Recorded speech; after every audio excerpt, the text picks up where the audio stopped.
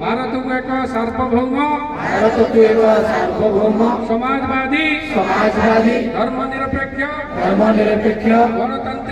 गणतांत्रिक साधारण तंत्र रूपे गठन करने दृढ़ संकल्प नहीं नागरिकों को सामाजिक अर्थनैतिक और राजनैतिक न्याय चिंता अभिव्यक्ति प्रत्यय धर्मीय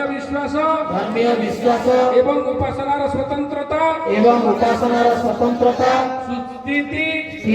और सुविधा सुजोगर समानतार सुरक्षा प्रदान करने को तथा व्यक्ति मर्यादा एवं राष्ट्र ऐक्य और संहति निश्चित करी भातृभाव उत्साहित करने को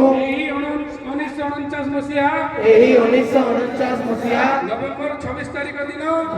26 तारिख दिन आमर संविधान प्रणयन सभारे एतद्वारा संविधान को ग्रहण प्रणयन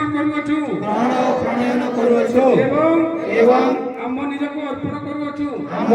अर्पण करुछु जय संविधान।